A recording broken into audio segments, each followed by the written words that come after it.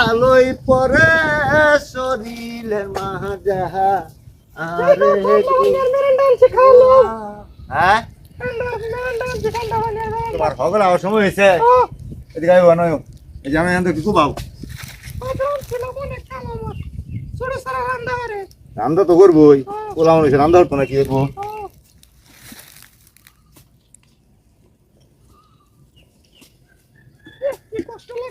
কষ্ট তো লাগবোই কষ্ট না লাগলে ভাই আছে কেমন যাবে কষ্ট না লাগলে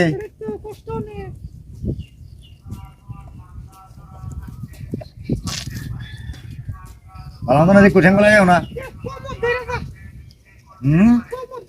আর আমি যে সারাদিন ধরে করতেছি আমার কি কোমর ধরে না হ্যাঁ